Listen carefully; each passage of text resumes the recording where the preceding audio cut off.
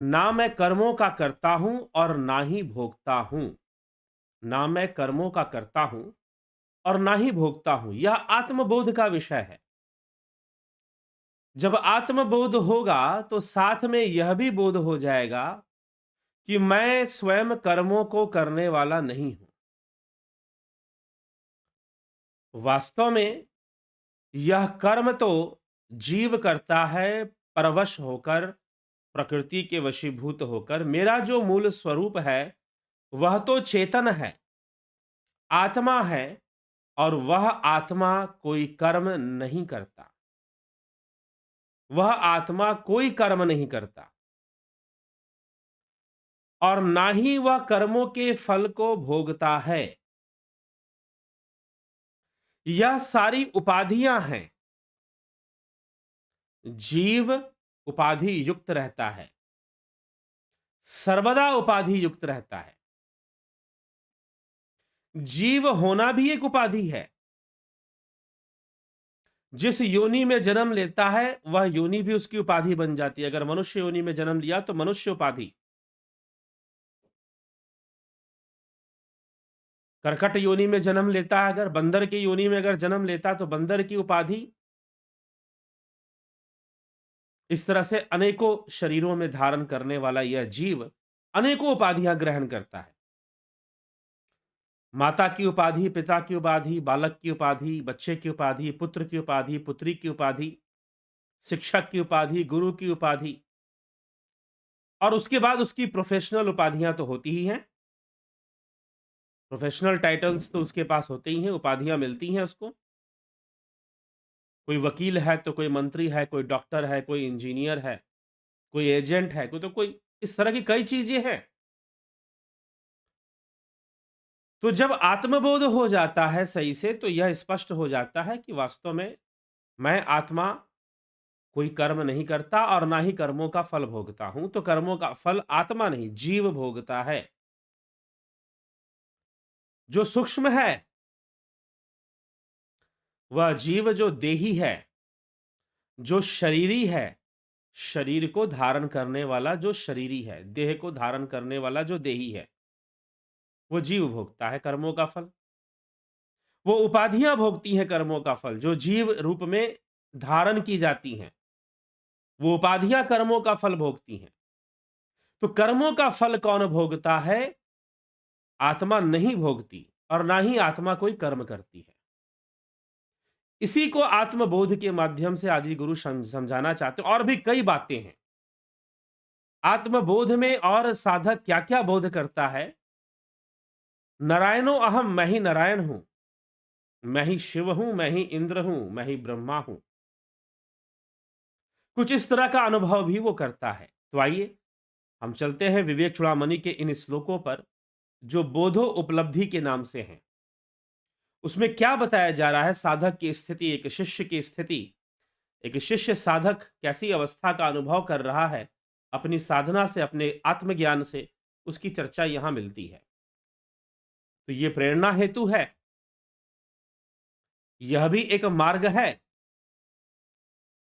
एक इशारा है, एक प्रेरणा है, एक दिशा है, लेकिन चलना तो स्वयं ही पड़ता है। तो चलिए, इति गुरु वचनाक्षुति प्रमाणात परमवगम्य सतत्व मात्मयुक्त्या प्रश्रमितकर्ण समाहितात्मा क्वचिद चला कृतिर आत्म निष्ठितो अभूत।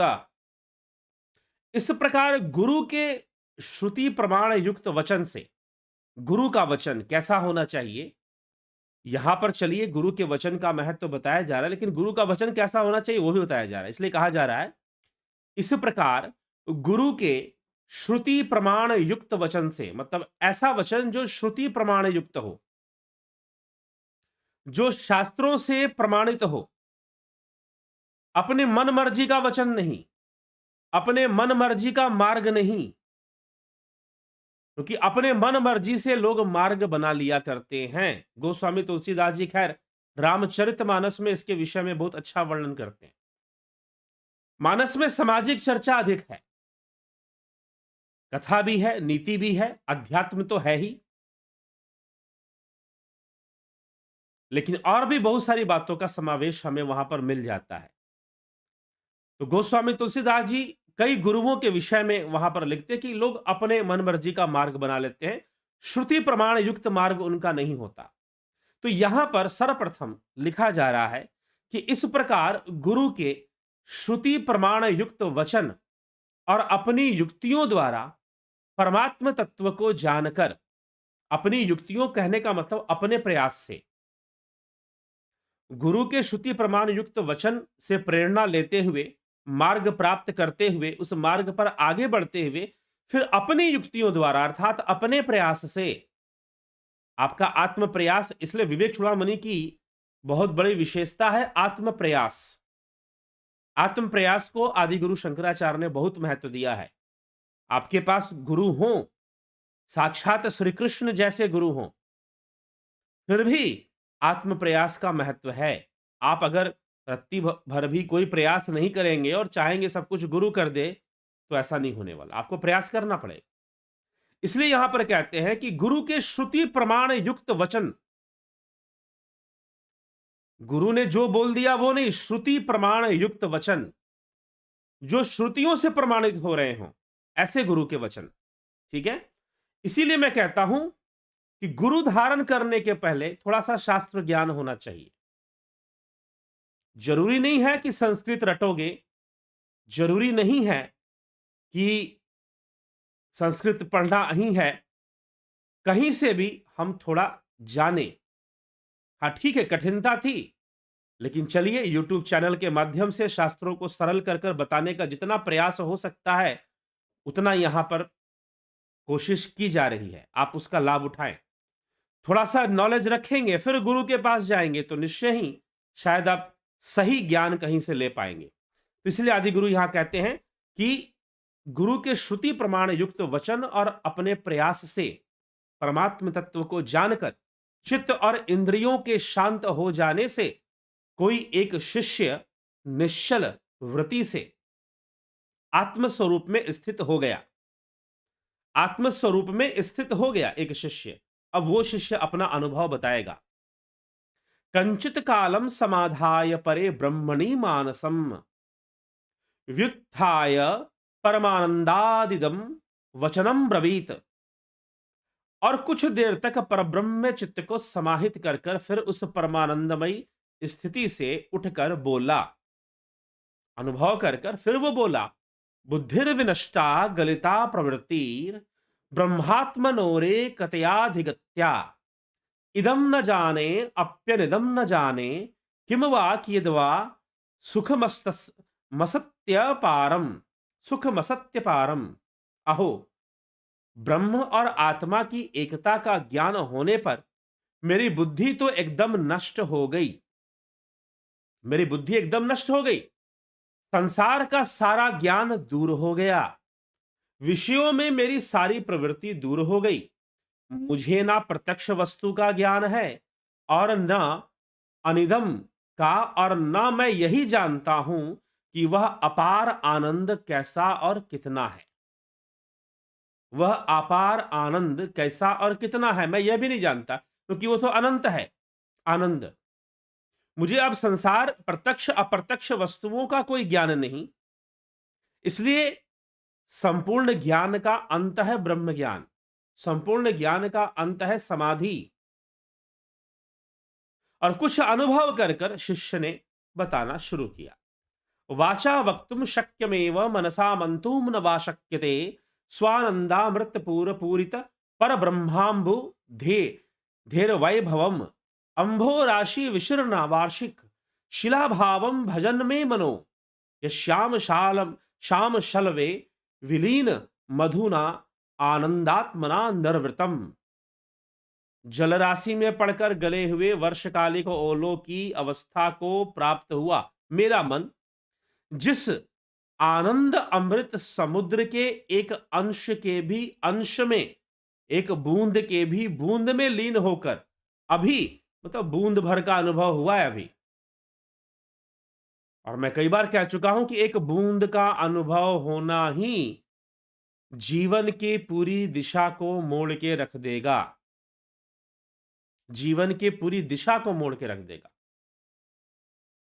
जल राशि में पड़कर गले हुए वर्षकालिक ओलों की अवस्था को प्राप्त हुआ मेरा मन जिस आनंद अमृत समुद्र के एक अंश के भी अंश में लीन होकर अब अति आनंद रूप से स्थित हो गया है, उस आत्म आनंद रूप अमृत प्रवाह से परिपूर्ण पर ब्रह्म समुद्र का वैभव वाणी से नहीं कहा जाता।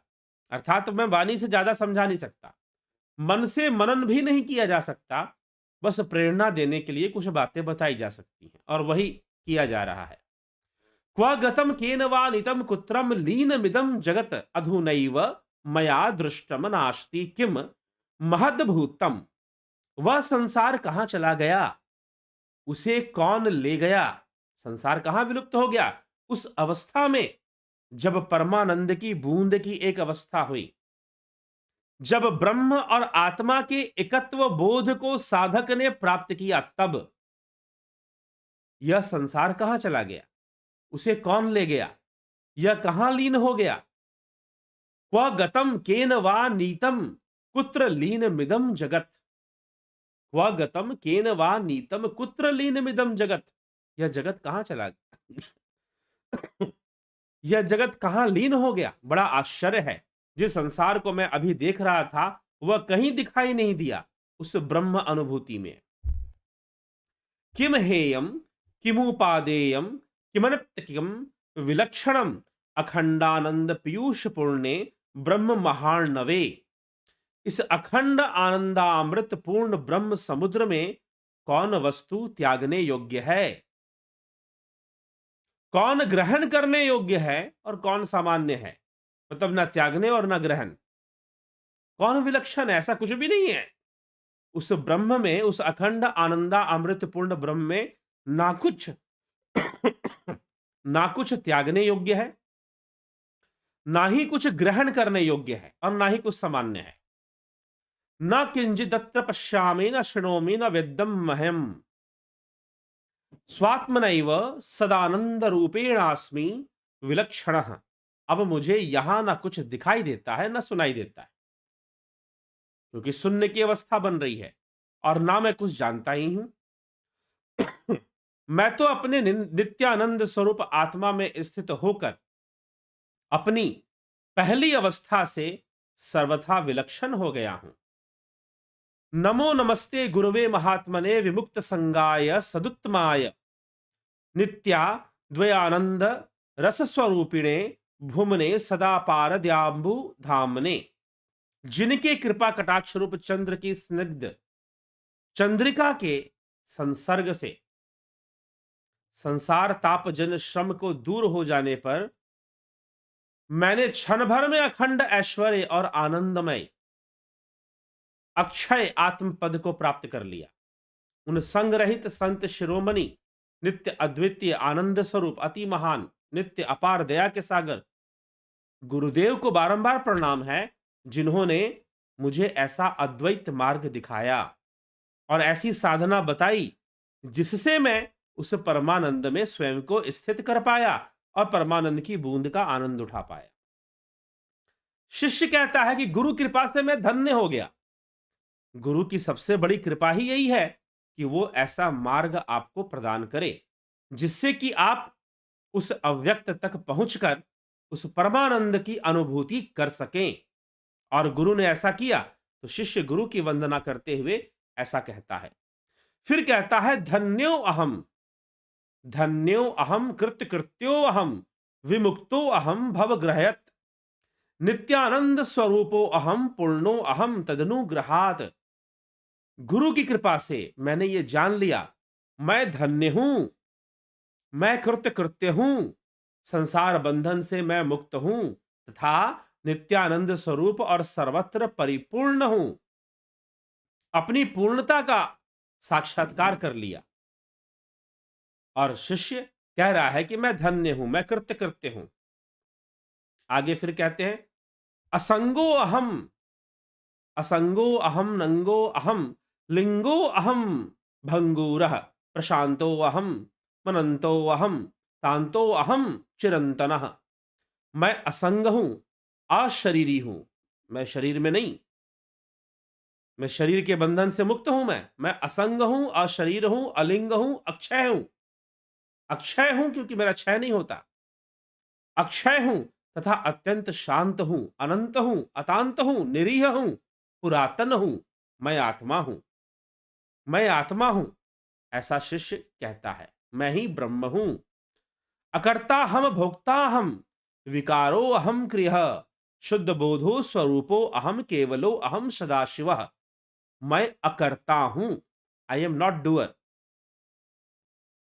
मैं कर्मों को नहीं करता क्योंकि आत्मा कोई कर्म ना करती। आत्मा संयोग जरूर बनाती है जीव के लिए, लेकिन कर्म तो जीव ही करता है। और जीव उपाधि है, जीव एक भावना है, भावयुक्त है। जीव होने भाव होने से ही जीव है, कर्म होने से ही जीव है। मैं अकर्ता हूं, मैं अभोक्ता हूं। ना मैं कर्म करता हूं, ना कर्मों का फल भोगता हूं, दोनों मैं नहीं करता। मैं अविकारी हूं, अकर्तो अहम, भोक्ता अहम, अविकारो अहम, अक्रियो अहम, शुद्ध बोध स्वरूपो अहम, मैं शुद्ध बोध स्वरूप हूं।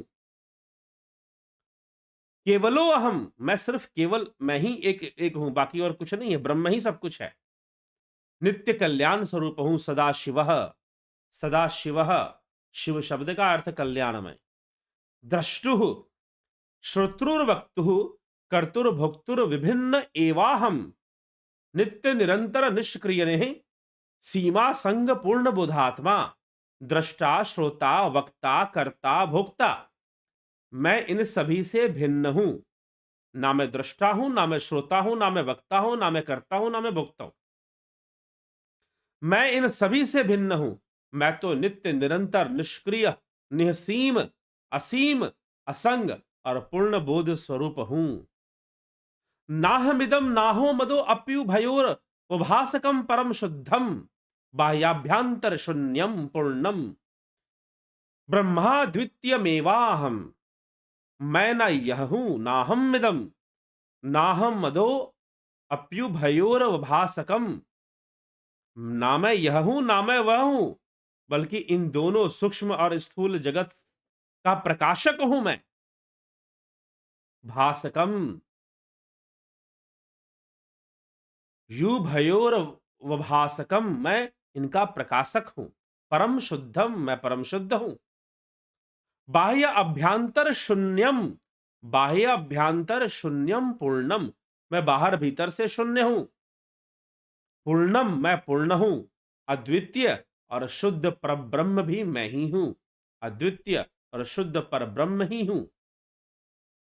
निरूपम मनादित त्वम, त्वम हमीद मद इति कल्पना दूरम, नित्यानंदैक रसम सत्यम ब्रह्मा द्वितीय मेवाहम।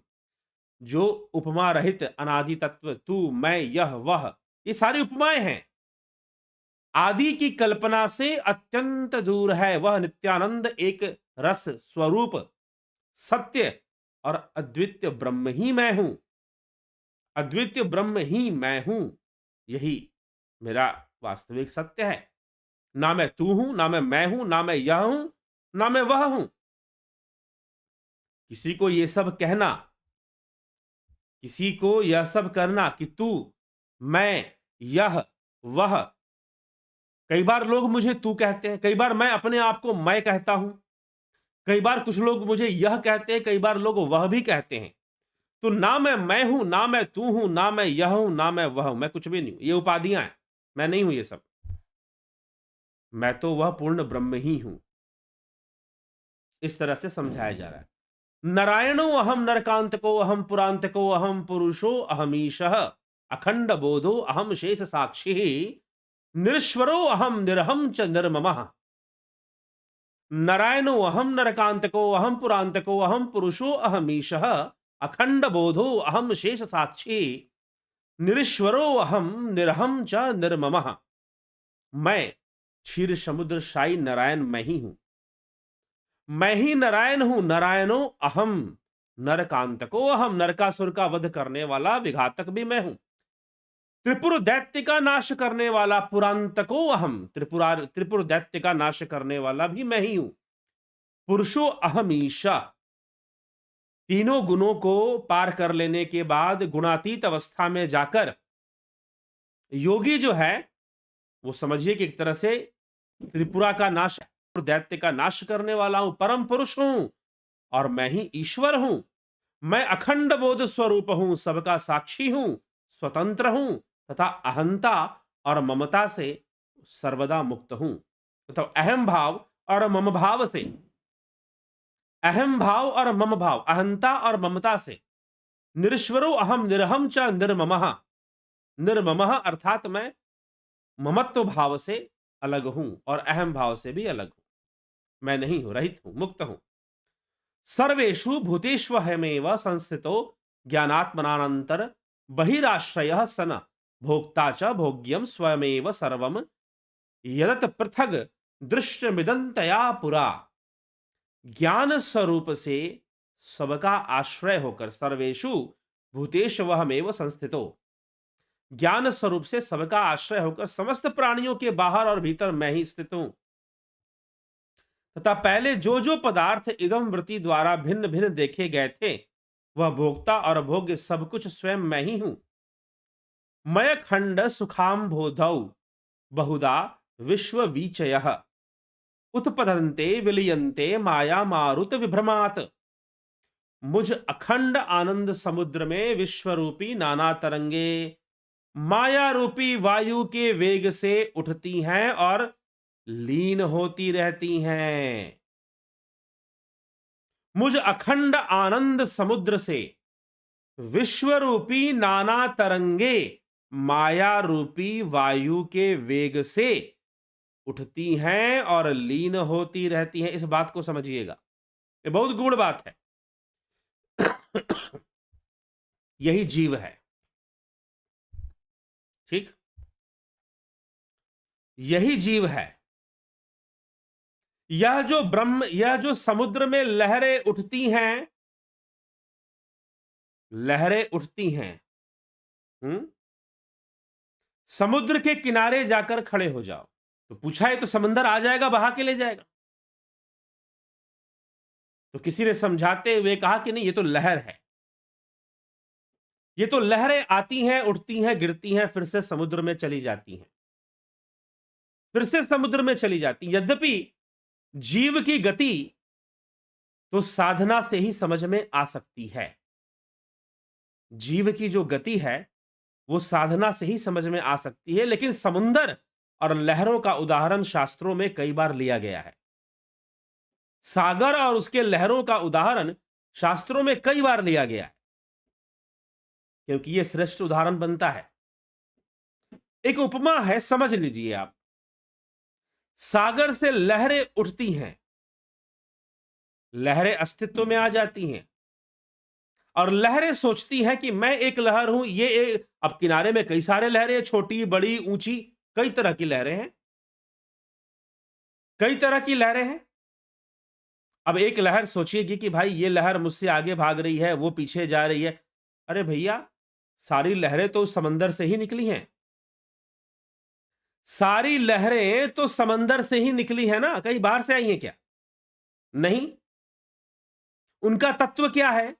जल है। समंदर का जो तत्व है वही तत्व उन लहरों का भी है, लेकिन उन्होंने एक नया फॉर्म ले लिया, एक नया आकार ले लिया और वो उठती हैं, उछलती हैं, बड़ा सा रूप धारण करती हैं, जंप करती हैं और फिर समंदर में जाके समा जाती है।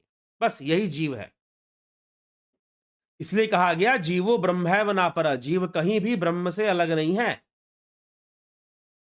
जीवो ब्रह्मैव नापरा। और जब लहरें बनी तो समुद्र उठना शुरू हो जाता है, दिखाई देना शुरू हो जाता है कि जैसे लहरें उठ रही हैं। अब ये लहरें कब बननी शुरू हुई, पहली लहर कब बनी, पहला जीव कब बना, इसका कोई जवाब नहीं है। ये तो अनादि विषय है। सृष्टि अनादि विषय है, प्रलय भी अनादि विषय है। सृष्टि प्रलय दोनों ही अनादि है, इसीलिए कहा जाता है अनादि है। पहली लहर कब उठी थी समंदर में, बताओ जरा, कब उठी थी पहली लहर? क्या कोई दुनिया में आदमी है जो बताएगा? तो पहला जीव कब बना था और बना होगा तो कैसे बना होगा? No answer. जब तक सृष्टि है कुछ लोग कहते हैं नहीं प्रलय आ जाएगा सब खत्म हो जाएगा, कभी भी कुछ खत्म नहीं होगा। और रही बात प्रलय, तो वो तो निरंतर प्रलय हो ही रहा है, चल ही रहा है, बहुत सारी चीजें मिट रही हैं, खत्म हो रही हैं, और बहुत सारी चीजें नई पैदा हो जा रही हैं, बन जा रही हैं।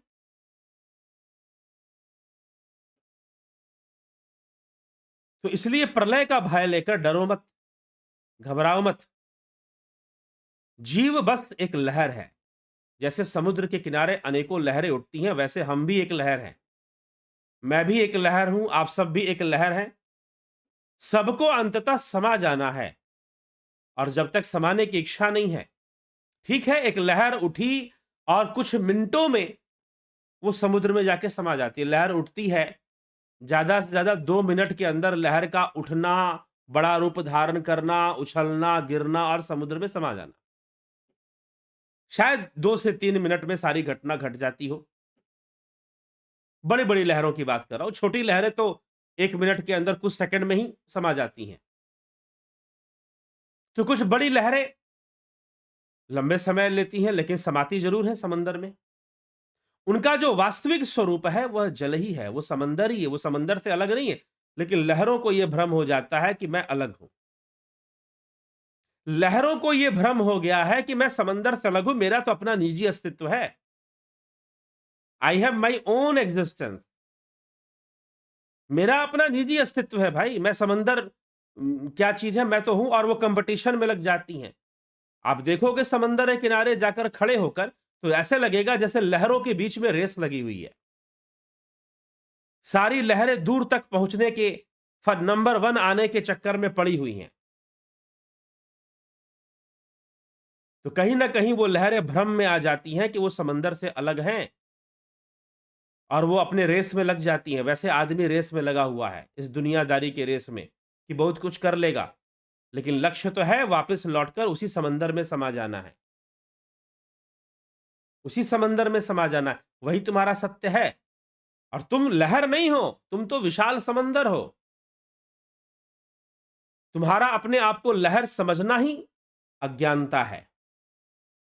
उन लहरों ने अपना अस्तित्व समझ लिया तो अज्ञानता में फंस गई, माया में फंस गई, और उनका कोई प्रवाह नहीं है। अब वो कंपटीशन करने लगी कि भाई वो लहर मुझसे आगे निकल रही है, मुझे और आगे निकलना है। इस तरह का भ्रम लहरों में आ गया, तो समझ लीजिए जीव कुछ ऐसी ही स्थिति में है। जीव कुछ ऐसी ही स्थिति में है। तो अनेकों लहरें उठती रहती हैं। हमारा अपना लक्ष्य कि हमें अपने मूल में अपने स्वरूप को प्राप्त करना है, और हमारा स्वरूप तो ब्रह्म सागर है। हमारा स्वरूप तो ब्रह्म सागर है, उसमें हमें लीन होना है। ये लक्ष्य अद्वैत वेदांत बता रहा है, ये लक्ष्य अद्वैत दे रहा है। और जब तक जीवन है, जब तक हम इस लहर के रूप में हैं, जीव रूप में हैं, जीव रूप में होने का मतलब समझ लीजिए कि हम एक उस ब्रह्म सागर की एक लहर है। जब तक उसमें है तो तब तो कर्म होगा। जैसे लहरें भागती हैं वायु के वेग से, वैसे ही माया के वेग से फिरत सदा माया करी प्रेरा। फिरत सदा माया करी प्रेरा। माया के वेग से हम भी भागेंगे, कर्म करेंगे, और कर्मों का फल भी भोगेंगे। जो लहर जितना ऊंचा उठती है उतनी ही नीचे गिरती है, उसे अपने कर्मों का फल भोगना पड़ता है। तो हम भी अपने कर्मों का फल भोगेंगे, और ये चलता रहेगा। बस एक मुहिम छेड़ देनी है मुक्त होने की, स्वयं को सिद्ध करने की, स्वयं को मुक्त करने की। और यही सनातन का मूल है, अद्वैत सिद्धांत इसी पे आधारित है। इसीलिए यहां पर आदि गुरु शंकराचार्य श्लोक के माध्यम से ये उदाहरण लेते हैं, समुद्र और समुद्र की लहरें। मय खंड सुखाम भौदौ बहुधा विश्ववीचय उत्पतन्ते विलीयन्ते माया मारुत विभ्रमात्। मुझ अखंड आनंद समुद्र में विश्व रूपी नाना तरंगे माया रूपी वायु के वेग से उठती हैं और लीन हो जाती हैं, सृष्ट होती हैं और प्रलय हो जाता है। प्रलय मतलब लीन हो जाना। स्थूलादिभाव मयि कल्पिता ब्रह्मादारोपितानु स्फुरनेन लोकैः काले यथा कल्पकवत्सराय। नतर्वादयो निष्कल निर्विकल्पे, जैसे निष्कल हानि वृद्धि शून्य और निर्विकल्प काल में स्वरूप से कोई कल्प वर्ष अयन और ऋतु आदि का विभाग नहीं है, उसी प्रकार लोगों ने भ्रमवश केवल स्फुरन मात्र से ही आरोपित करके मुझ में स्थूल सूक्ष्म आदि भावों की कल्पना कर ली है। ना कुछ स्थूल है ना कुछ सूक्ष्म है, मात्र ब्रह्म ही सब कुछ है। लेकिन तरह तरह की अवस्थाओं में बस एक रूप दे दिया गया है, ये स्थूल है ये सूक्ष्म है। जीव ने अपनी अवस्थाओं का पहले अनुभव किया और इसका नाम दे दिया, लेकिन सत्य तो है कि ब्रह्म ही सूक्ष्म है, ब्रह्म ही स्थूल है, ब्रह्म ही सब कुछ है। इसलिए अथर्व श्रुति कहती है कि जड़ चेतन भी ब्रह्म की ही संतति है, ब्रह्म के ही विवर्त से बने हैं। जड़ चेतन भी उसी से निर्मित है, इसीलिए सब कुछ ब्रह्म ही है, ऐसा समझना चाहिए। आरोपितम नाश्रय दूषकम भवेत कदापि मूढ़ैर मति दोष दूषितै नार्द्री करोत्यु शरभूमि भागम मरीचिका वारी महाप्रवाह। बुद्धि दोष से दूषित अज्ञानियों द्वारा आरोपित क्यों ही वस्तु अपने आश्रय को दूषित नहीं कर सकती। आरोपित क्यों ही जितने भी वस्तुएं हैं, आपके अंदर दोष का आरोपण हो या गुण का आरोपण हो, जो भी हो, वो ब्रह्म को स्पर्श नहीं कर सकते। जैसे मृग तृष्णा का महान जल प्रवाह अपने आश्रय ऊपर भूमि खंड को गीला नहीं कर सकता, वैसे ही जैसे कि मृग तृष्णा का जो जल है, मृग तृष्णा मिराज फॉर्मेशन, आप रेगिस्तान में जाओगे गर्मियों के मौसम में या रोड पर सड़कों पर जब सूर्य की किरणें पड़ती हैं तो वहां पे पानी दिखाई देता है, वो चमकती हैं और लगता है जैसे बरसात हुई है। या फिर वहां पर जलाशय है, रेगिस्तान में तो बहुत बड़ा जलाशय आपको दिखाई देगा दूर से। जैसे मृग तृष्णा का जल कभी भूमि को स्पर्श नहीं करता, वैसे ही तरह तरह की वासनाएं, तरह तरह के गुण और दोष,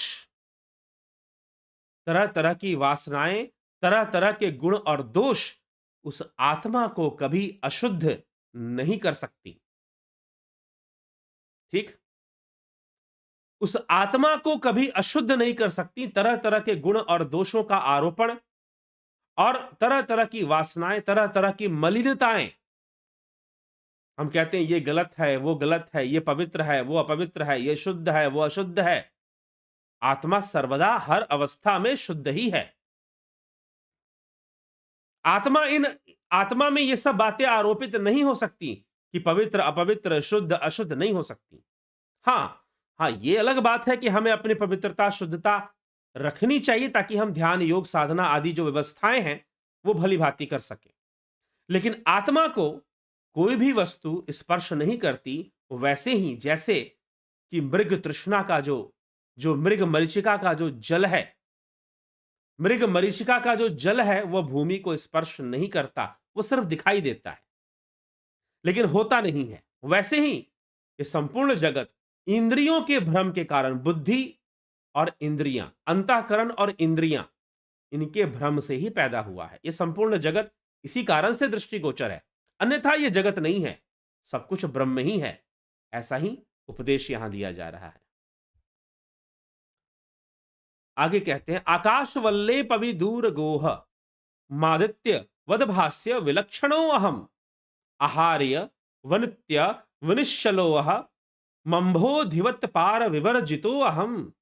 मैं आकाश के समान निर्लिप्त हूं, सूर्य के समान अप्रकाश्य हूं, पर्वत के समान नित्य निश्चल हूं और समुद्र के समान अपार हूं।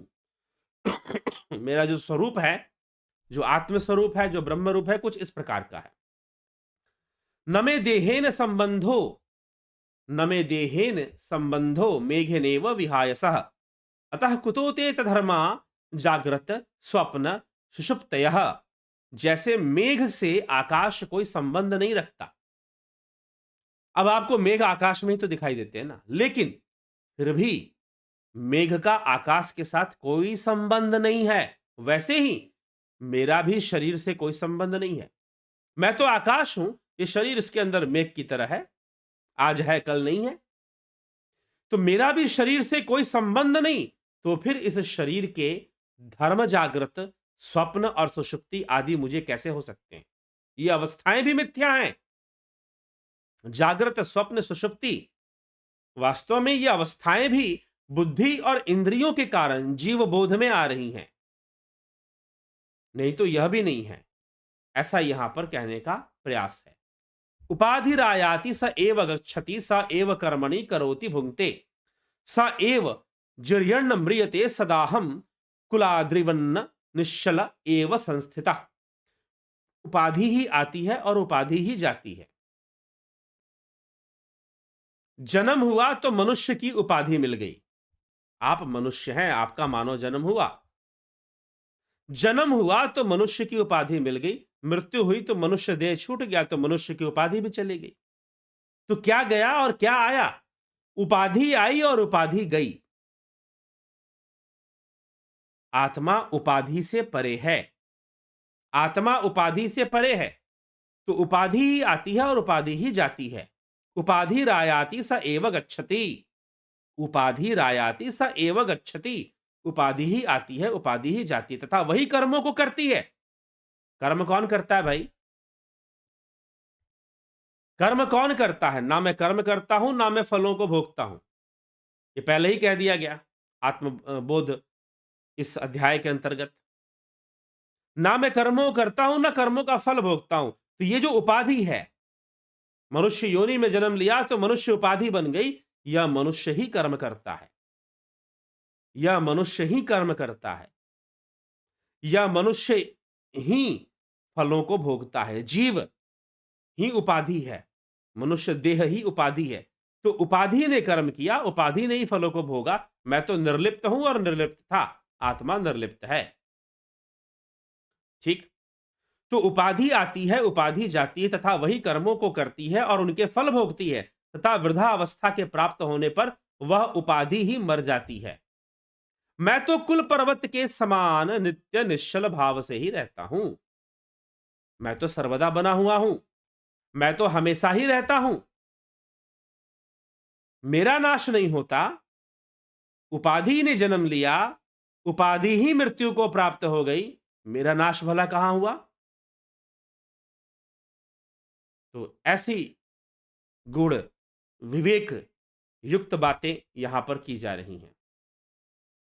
तो उपाधि ही जन्म लेती है, उपाधि ही वृद्धावस्था को प्राप्त होती है, उपाधि ही बाल अवस्था और युवावस्था को प्राप्त होती है, और उपाधि ही फलों का भोग भी करती है, और मरती भी है, जन्म भी लेती है। वह उपाधि है, मैं नहीं हूं। जन्मने मरने वाला मैं नहीं हूं, बल्कि उपाधि है। नमे नमे प्रवृत्तर्न चमे निवृत्ति ही सदैक रूपस्य निरसंकस्य एकात्मको यो न निविडो निरंतरो व्योमेव पूर्ण स कथम नु चेष्टते। मुझ सदा एक रस निर्वयव की न किसी विषय में प्रवृत्ति है और न किसी से निवृत्ति है। भला जो निरंतर एक रूप घनीभूत और आकाश के समान पूर्ण है, वह किस प्रकार चेष्टा कर सकता है? ठीक, वह कोई चेष्टा नहीं करता।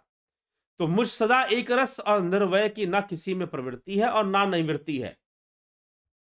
जीव के लिए प्रवृत्ति निवृत्ति है, मेरे लिए नहीं, आत्मा के लिए नहीं है। पुण्यानि पापानि निरिंद्रस्य निश्चितेसो निश्चेतसो निर्विकृतेर निराकृते कुते ममाखंड सुखानुभूतेर्भृते ह्यनन्व आगत मित्यपि श्रुति। इंद्रिय, चित्त, विकार और आकृति से रहित मुझ अखंड आनंद स्वरूप को पाप या पुण्य कैसे हो सकता है? अनन्वागतम पुण्यनान्वागतम पापेन, यह श्रुति भी ऐसा ही बतलाती है। जैसे उष्ण शीत अच्छी बुरी कैसे ही वस्तु छाया से छू जाने पर भी उससे सर्वथा पृथक रहती हैं। उष्ण हो, शीत हो, अच्छी हो, बुरी हो, कैसी भी वस्तु हो, छाया को अगर छुएगी तो उससे पृथक ही रहेगी, अलग ही रहेगी। पुरुष का तनिक भी स्पर्श नहीं कर सकती है, तथा घर को प्रकाशित करने वाले दीपक पर जैसे घर के किसी धर्म का कोई प्रभाव नहीं होता, वैसे ही शरीर आदि दृश्य पदार्थों के धर्म उनसे विलक्षण उनके साक्षी आत्मा को जो विकार रहित एवं उदासीन है, तनिक भी नहीं छू सकते। रवेर यथा कर्मणि साक्षी भावो वहनेर यथा वायसी दाहकत्वम रजोर यथारोपित वस्तु संग स्थितैव कुटस्थ चिदात्मनो में। मनुष्य के कर्मों में जैसे सूर्य का साक्षी भाव है, लोहे के जलाने में जैसे अग्नि की दाहकता है, और आरोपित सर्पादि में जैसे रज्जू का संग है, वैसे ही मुझ कुटस्थ चेतन आत्मा का विषयों में साक्षी भाव है। मनुष्य जो भी कर्म कर रहा है सूर्य की ऊर्जा से कर रहा है, सूर्य के प्रकाश में कर रहा है। तो मनुष्य कर्मों में जैसे सूर्य का साक्षी भाव है, कोई मतलब नहीं कौन क्या कर्म कर रहा है, कौन चोरी कर रहा है, कौन दान कर रहा है, कौन लूट रहा है, कौन कोई अच्छा काम कर रहा है, सूर्य को कोई मतलब नहीं, सब उसमें हो रहा है। सूर्य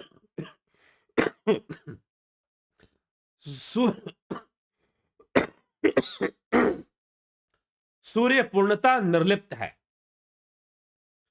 इन सभी भावों से सूर्य पूर्णता निर्लिप्त है। ठीक, तो वैसे ही रज्जू में जैसे सर्प का भाव है, सर्प से रज्जू निर्लिप्त है। रस्सी में अगर सांप दिखाई दे तो वास्तव में आपको दिखाई दे रहा है, रस्सी को सांप से कोई लेना देना नहीं। सूर्य को आपके कर्मों से कोई लेना देना नहीं। लोहे के अंदर जलाने में, लोहा को जब गर्म करते तो उसमें दाहकता आ जाती है, लाल हो जाता है, सुर्ख लाल। वो अग्नि है, उसको लोहे से कोई लेना देना नहीं। वैसे ही आत्मा का साक्षी भाव बना रहता है, लेकिन आत्मा को कोई मतलब नहीं। कर्ता अपि वा कार्याति अपि वा नाहम भोक्ता अपि वा भोज्यति अपि नाहम दृष्टापि वा दृश्यतापि नाहम सोहम स्वयं ज्योतिर निदिग्रात्मा। मैं न करने वाला हूं, न कराने वाला हूं, न भोगने वाला हूं, न भुगतने वाला हूं, न देखने वाला हूं, न दिखाने वाला हूं। कर्तापि वा कार्यत्यापि नाहम कार्यिता कार्यित अपि नाहम। मैं ना करने वाला, ना कराने वाला, ना भोगने वाला। भोक्ता अपि वा भोजिता अपि नाहम। ना भोगने वाला, ना भुगतवाने वाला, ना मैं किसी को कर्मों का भोग देता हूं, मैं यह भी नहीं करता। और ना देखने वाला, ना दिखाने वाला। मैं तो सबसे विलक्षण स्वयं प्रकाश आत्मा ही हूं। जिस प्रकार उपाधि के चंचल होने पर मूढ़ बुद्धि पुरुष औपाधिक प्रतिबिंब की चंचलता का बिंबभूत सूर्य में आरोप करते हैं, उसी प्रकार सूर्य के समान निष्क्रिय आत्मा में मैं करता हूं, भोगता हूं, हाय मारा गया, हाय ऐसा हो गया, वैसा हो गया, लोग कहते हैं। लेकिन आत्मा अलग है। ठीक, जैसे कि आप परछाई बनने की जिम्मेदारी सूर्य पर डाल देते हैं, सूर्य को मतलब नहीं है, वैसे ही घड़े के धर्म से जैसे आकाश का, घट के धर्म से आकाश का कोई संबंध नहीं है, वैसे ही मेरा जगत से कोई संबंध नहीं। कर्तापन, भोक्तापन, दुष्टता, उन्मत्तता, जड़ता, बंधन और मोक्ष, ये सब बुद्धि की ही देन है। ये सब बुद्धि की देन है। कर्तापन, भोक्तापन, दुष्टता, उन्मत्तता, जड़ता, बंधन, मोक्ष, पुण्य आत्मा, पाप आत्मा, ये सारी चीजें बुद्धि की देन है। यह प्रकृति आदि से अतीत केवल अद्वितीय ब्रह्म स्वरूप स्वात्मा ही बुद्धि से परे है। प्रकृति में दसों, सैकड़ों और हजारों विकार होते हैं, वो होते ही हैं प्रकृति के अंदर। उनसे आत्मा असंग है। आत्मा का कोई संग उनमें नहीं है। जैसे मेघ और आकाश असंग हैं। अव्यक्त से लेकर स्थूल भूत पर्यंत यह समस्त जो विश्व है, जिसमें आभास मात्र प्रतीत होता है तथा जो आकाश के समान सूक्ष्म और आदि अंत से रहित है, मैं वही अद्वैत ब्रह्म हूं। मैं वही अद्वैत ब्रह्म हूं।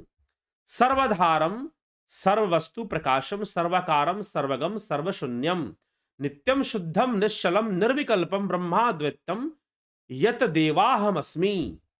जो सबका आधार, वस्तुओं का प्रकाशक, सर्वरूप, सर्वव्यापी, सबसे रहित, नित्य शुद्ध, निश्चल और विकल्प रहित अद्वैत ब्रह्म है, वही मैं हूं। वही मैं हूं जो समस्त मायिक भेदों से रहित अंतर आत्मा रूप और साक्षात प्रतीति का अविषय तथा अनंत सच्चिदानंद स्वरूप अद्वैत ब्रह्म है, वही मैं हूं। मैं क्रिया रहित, विकार रहित, कला रहित निराकार हूं तथा निर्विकल्प, नित्य, निरालंब और अद्वितीय, निष्क्रियो अस्मय, विकारो अस्मि, निष्कलो अस्मि, निराकृति, निर्विकल्पो अस्मि, नित्यो अस्मि, निरालंबो अस्मि, निर्द्वय, मैं अद्वितीय हूं। इस प्रकार से कहा जा रहा है। सर्व आत्म को अहम, सर्वो अहम, सर्वातीतो अहम द्वय, केवला खंड बोधो अहम, आनंदो अहम निरंतर, मैं सबका आत्मा, सर्वरूप, सबसे परे और अद्वितीय हूं तथा केवल अखंड ज्ञान स्वरूप और निरंतर आनंद स्वरूप हूं। स्वराज्य साम्राज्य विभूति रेशा भवत कृपा श्री महिम प्रसादात प्राप्त मया श्री गुरुवे महात्मने नमो नमस्ते अस्तु पुनर्नम अस्तु। हे गुरुदेव, बस आपकी कृपा से मैं यह सब जान पाया हूं कि मैं आत्मा हूं, मैं ब्रह्म हूं। इसीलिए आपको मेरा बारंबार प्रणाम है, बारंबार नमस्कार है। पूर्णनमस्तो, पूर्णनमो अस्तु, पुनर्नमो अस्तु, पुनर्नमो अस्तु, बार बार आपको मैं प्रणाम करता हूं। ऐसा यहां पर गुरु के प्रति कहा जा रहा है। मैं माया से प्रतीत होने वाला जन्म जरा मृत्यु के कारण अत्यंत भयानक महास्वप्न में भटकता हुआ दिन दिन नाना प्रकार के तपों से संतप्त हो रहा था। गुरुदेव, आपने आकर मुझे अद्वैत का मार्ग दिखाया, अद्वैत ज्ञान का मार्ग मुझे आपने दिया। अहंकार रूपी व्याघ्र से अत्यंत व्यथित मुझ दीन को निद्रा से जगाकर, हे गुरुदेव, आपने मेरी बहुत बड़ी रक्षा की है, आपने मेरी बहुत बड़ी रक्षा की है। ऐसा शिष्य गुरु के प्रति आभार प्रकट कर रहा है। नमस्तस्मै सदे कस्मै कस्मै चिन्ह महसे नमः, यद्देत द्विश्व रूपेण राजते गुरुराजते। हे गुरुदेव, आपके, हे गुरुराज, यहां गुरुराज शब्द का प्रयोग है। हे गुरुराज, आपके किसी उस महान तेज को नमस्कार है जो सत्य स्वरूप और एक होकर विश्व रूप से विराजमान है, और आपकी प्रेरणा से, युक्तियों से मैंने उस आत्मा को जान लिया है, उस ब्रह्म को जान लिया है, और संसार में मोह में, क्रोध में, लोभ में उपाधि युक्त होकर जो भटकना है, अब मेरा खत्म हो रहा है, मैं उससे मुक्त हो रहा हूं। ऐसी भावना की जा रही है। ऐसा वर्णन आदि गुरु शंकराचार्य का बहुत ही विवेक चूड़ामणि के अंदर बोधो उपलब्धि नामक अध्याय से या आत्मबोध की चर्चा इस प्रकार से यहां पर की गई है। एक शिष्य ने अपने आत्मबोध को व्यक्त करते हुए सारी बात बताई कि मैंने ऐसा ऐसा अनुभव किया, ऐसे ऐसी बातें मैंने जान ली। तो साधना का विषय है, योग का विषय है, ध्यान योग का विषय है, निधि ध्यासन का विषय है। योगी करता हुआ ही कुछ अनुभव कर पाता है, कुछ समझ पाता है, कुछ जान पाता है। करना पड़ेगा ध्यान योग, तभी जाकर ये विषय सारे स्पष्ट होते हैं। चलिए, आपके अब विवेक चूड़ामणि कुछ ही व्याख्यानों तक सीमित है, कुछ व्याख्यानों तक ही विवेक चूड़ामणि चलेगा, क्योंकि लगभग ये समाप्त होने के स्तर पे आ गया है।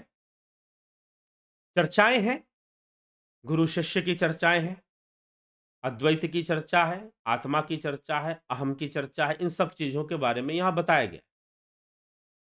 ठीक है, ये सारी चीजें बताई गई हैं। हमें अभ्यास के द्वारा, आदि गुरु शंकराचार्य कहते हैं कि आप अपने अभ्यास से जानेंगे, आप निधि ध्यासन से जानेंगे। अरे वाह, आत्मा श्रोतव्यो, मंतव्यो, द्रष्टव्यो, निधि ध्यास्तव्यो। लेकिन श्रवण से बेहतर है मनन, मनन से बेहतर है दर्शन, और दर्शन से बेहतर है निधि ध्यासन। वो करना चाहिए, ध्यान योग करना चाहिए। ठीक है, तभी जाकर अद्वैत का सत्य हमारे सामने प्रकट हो सकता है, हम उस ब्रह्म में लीन हो सकते हैं, उस परमात्मा को जान सकते हैं। आगे चलते हैं, चलिए आपके टिप्पणियां देख लेते हैं। अशोक शर्मा जी, आचार्य जी प्रणाम। जीव के स्वरूप की स्थिति भाव है, विचार है क्या? भाव ही है भाई, भाव है। विचार तो उसका, उसकी संतानें हैं, एक तरह से आप ये समझ लीजिए, भावनाओं की। ठीक, तो भाव रूप है जीव, माया रूप है जीव, लेकिन जीव का अपना मूल तो आत्मा ही है, उसी के साक्षी भाव से सब कुछ है। तो भाव है, विचार है, क्या है? जीव का स्वरूप भाव है। ठीक है, भाव है। हरिमोहन गुप्ता जी, जीव की उत्पत्ति हमेशा होती है या फिर कभी कभी? हमेशा चल रही है। जीव की उत्पत्ति चल रही है, जैसे समुद्र में लहरें उठती ही जा रही हैं, उठती ही जा रही है नॉन स्टॉप, वैसे ही चल रही है, सर्वदा होती जा रही है और अनेक रूपों में, अनेक तरीके से हो रही है। आप, यह कोई पकड़ने वाली चीज नहीं है। जीव का अस्तित्व नहीं रहेगा, मोक्ष में जीव का अस्तित्व नहीं रहेगा। जीव अपनी पूर्णता को प्राप्त कर लेगा। समुद्र लहर समुद्र बन जाएगा, समुद्र की लहर जो है वो समुद्र बन जाएगी। वैसे ही जीव ब्रह्म हो जाएगा। जीवो ब्रह्मैव नापरा। मोक्ष में जीव ब्रह्म हो जाएगा, अपनी पूर्णता को प्राप्त कर लेगा, वो पूर्ण हो जाएगा। वो अधूरा था और वो पूर्ण हो जाएगा। विक्रम सिंह जी, सत्य साधक पथिक जी, देवरतन बलदावा जी, सतीश कुमार जी, विंदेश्वरी मिश्रा जी, अभिनंदन है आपका विंदेश्वरी मिश्रा जी बहुत। राजू पाल जी, अवनी प्रधान जी, शिकेंद्र कुमार रजक जी, श्वेता कुमारी जी, रूपलाल विश्वकर्मा जी, उषा श्रीवास्तव, सुरम पत्याल जी, स्मिता सावंत जी, बिमला शाह जी, रामनिवास मीना जी, सबका बहुत बहुत अभिनंदन। ए के भट्ट जी बहुत अभिनंदन। सविता नायक जी, बलदाऊ नाथ योगी, शंकर प्रसाद जी प्रणाम, अर्जन चौहान, सबका बहुत बहुत अभिनंदन है। ठीक, जयराम जी,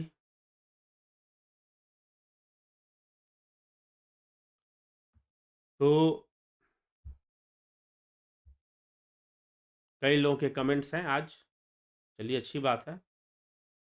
बलदाऊ नाथ योगी, शंकर प्रसाद, अर्जन चौहान, चितरंजन बरुआ जी बहुत अभिनंदन। गोविंद प्रसाद नेमा, गणेश पवार जी बहुत अभिनंदन है। विनोद कुमार शर्मा, आदित्य जी हाँ, कल्पना बागड़े जी बहुत अभिनंदन है। माधुरी कोले जी, अनिल कुमार जी, सोमनाथ शिंदे, रमेश पेशवानी जी, पिंटू वासवा जी, कमलेश खैरनर जी, तरुण शाह जी, विनीता अग्रवाल जी, I am very much glad to hear about our Upanishads from you. These days, spiritual organizations are only making money via Guru Parampara. Public is innocent. हाँ, काफी हद तक आपकी बात सही है। राकेश चंद्र शर्मा, जब जीव प्रकृति के परवश में होकर कर्म करता है, तो कर्मों का फल जीव को क्यों भोगता है? जीव ही भोगेगा ना, और कौन भोगेगा? उसने कर्म किया है, प्रकृति के वश होकर कर रहा है, लेकिन कर्म तो उसी के द्वारा हुआ है। जीव क्या प्रकृति भोगेगी? तो प्रकृति से तो अलग ही नहीं है वो। प्रकृति कोई सिंगल एंटिटी तो है नहीं। प्रकृति के वशीभूत जीव कर्म कर रहा है, जीव ही भोगता है। लेकिन अब यही योग सूत्र पढ़ लीजिए। योग सूत्र इसलिए कहता है मोक्ष और भोग दोनों का साधन प्रकृति ही है।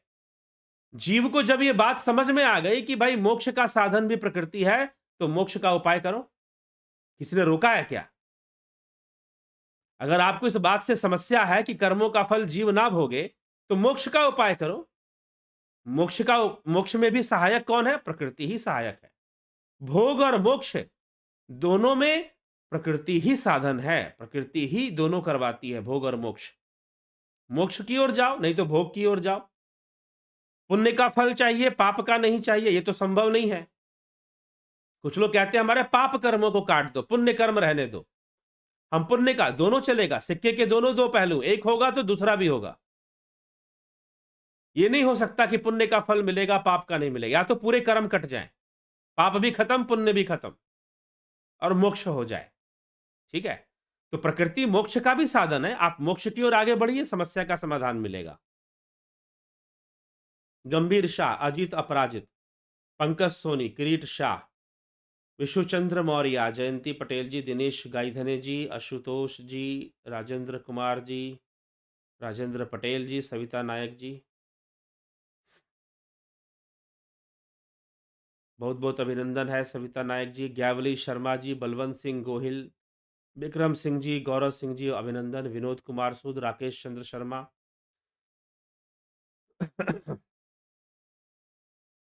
संविद शर्मा का सवाल है, आज के संदर्भ में मैं कौन हूं, मैं कहां से आया हूं और यह सृष्टि कैसे बनी? विवेक चूड़ामणि पूरा सुनिए, प्लेलिस्ट में है विवेक चूड़ामणि, शुरू से सुनना शुरू कीजिए। इसी प्रश्न का उत्तर दिया गया है। आदित्य आवड़िन, हाँ, सरोज कृष्णानी जी, बबीता धीमान जी, दशरथ पटेल जी, मिथिलेश सिंह, समष्टि और व्यष्टि के बारे में बताएं। क्या समष्टि और व्यष्टि के बारे में क्या बताएं, किस संदर्भ में बताएं? समष्टि और व्यष्टि के बारे में किस संदर्भ में बताएं?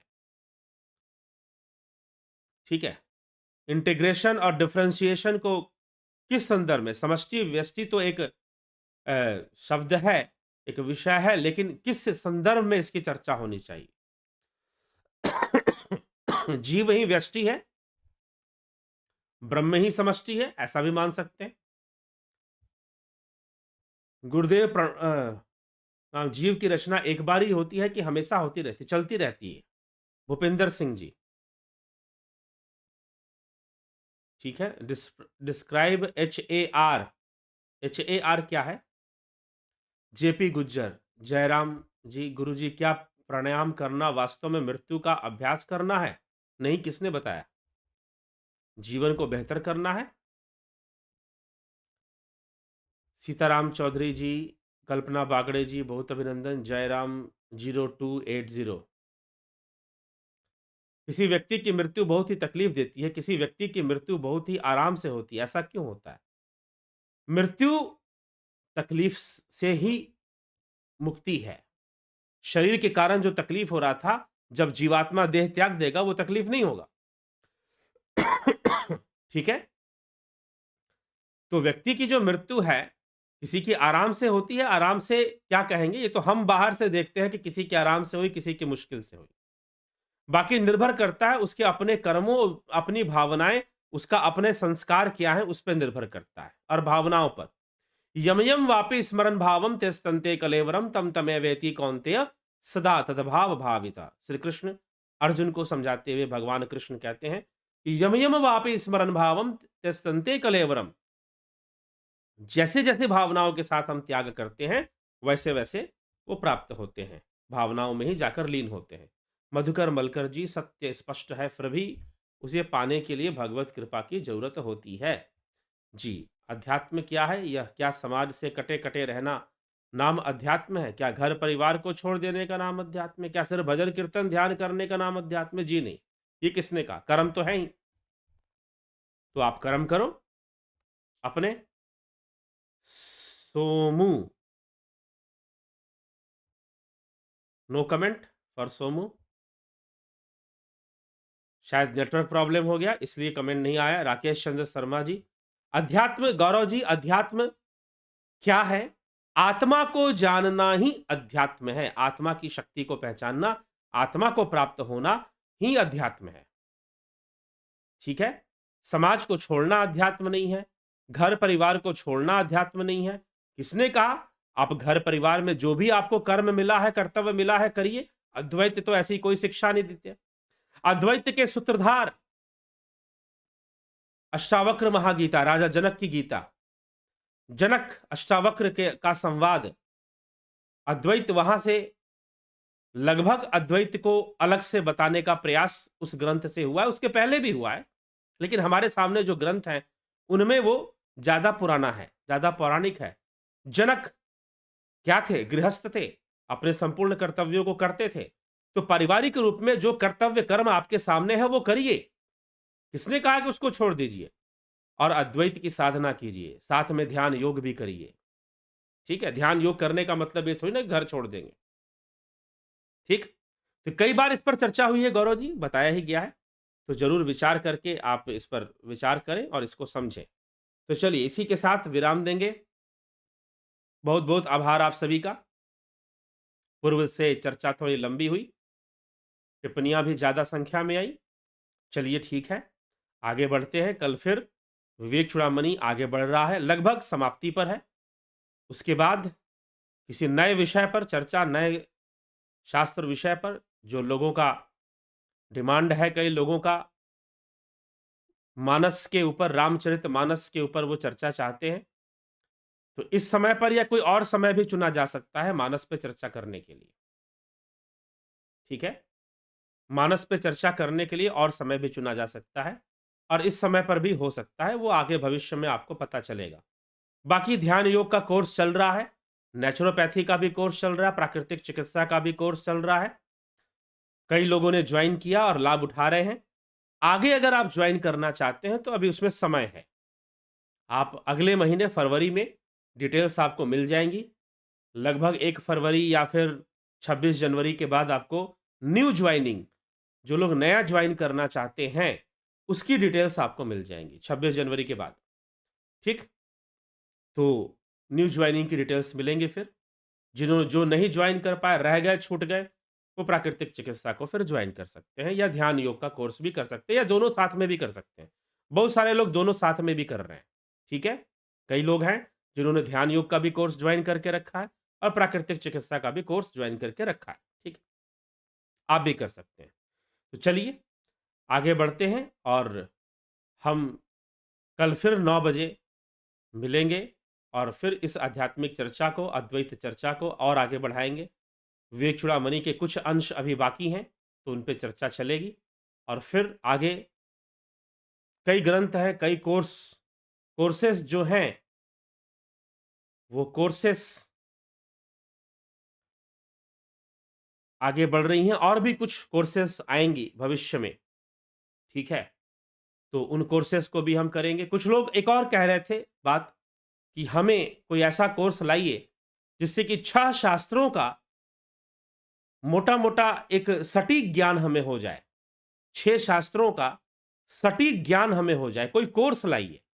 ऐसे यूट्यूब वीडियोज़ हम कई बार गंभीरता से नहीं देखते हैं। आपने बताए हैं कई बातें, लेकिन 6 शास्त्र हमारे क्या-क्या जो उनका जो एक सॉलिड फॉर्म है नॉलेज का, एक जो उनका स्टेटमेंट्स है, उसका हमें ज्ञान हो जाए कि हमारे 6 शास्त्र क्या-क्या कहते हैं। तो भविष्य में 6 शास्त्रों के ऊपर कोर्स आएगा। इससे सनातन धर्म का ज्ञान बढ़ेगा और बच्चों के अंदर, युवाओं के अंदर सनातन धर्म का ज्ञान बढ़ना ही चाहिए। वैसे एकेडमी के रूप में हमारे यहाँ कोई सिस्टमैटिक कोई इंस्टीट्यूट नहीं है, जो सनातन धर्म का सही-सही ज्ञान कराए। फिलॉसफिक ज्ञान कराए, दार्शनिक ज्ञान कराए। कोई इंस्टीट्यूट नहीं है, जैसे कि बाकी जगहों पर आप देखते होंगे कि चर्च होते हैं, चर्चों के स्कूल होते हैं या मदरसे होते हैं। तो खैर वो बहुत ही अलग चीज़ है। हमारे यहाँ जो नॉलेज है, जो ज्ञान है, उसकी तुलना में बहुत ही डिफरेंस है। अगर आपने अद्वैत सिद्धांत को समझ लिया, तो आपको बहुत भारी अंतर दिखाई देगा कि जो ईसाई में या अब्राहमिक जो कल्ट्स हैं, चाहे वो इस्लाम हो या क्रिश्चियंस हो, जो भी हों, उनकी जो गॉड की जैसी या जो भी ऊपर वाले की जो भी मान्यताएँ हैं, उसके कंपैरिज़न में हमारे यहाँ जो बातें हैं, वो काफ़ी अलग हैं। लेकिन शिक्षा का अभाव है, धर्म शिक्षा का अभाव है, अध्यात्म शिक्षा का अभाव है, दर्शन शिक्षा का अभाव है। इसीलिए सटीक-सटीक बातें अध्यात्म के विषय में और धर्म के विषय में, सनातन के विषय में लोगों को नहीं पता होती। चालू बातें पता होती हैं, चालू बातें जो चल रही हैं, जो चालू फॉर्म में हैं और उसी को लेकर लोग नारे भी लगाते हैं और बहुत तरह की बातें भी करते रहते हैं। ठीक है? चलिए, तो आगे में चर्चाएँ होंगी और ग्रंथों पर चर्चाएँ होंगी, आगे भी मिलेंगी और हम उस पे चर्चा करेंगे। बौद्ध दर्शन पे भी चर्चा आएगी, त्रिपिटक पर भी चर्चा आएगी भविष्य में, अवश्य आएगी। कई लोगों ने बौद्ध दर्शन या बौद्ध विचारधारा पर बोलने के लिए कहा है, तो बहुत अलग नहीं है। अगर आप अद्वैत को अच्छे से समझ लेते हैं, तो बौद्ध विचारधारा को समझना कठिन नहीं होगा। तो आगे उस पर भी चर्चाएँ आपको मिलेंगी। तो चलिए, आज हम इसी के साथ आज की सभा को विराम देते हैं। कल फिर 9 बजे लाइव चर्चा में मिलेंगे और चर्चा को आगे बढ़ाएँगे, इस ज्ञान चर्चा को आगे बढ़ाएँगे। बहुत-बहुत आभार आप सभी का।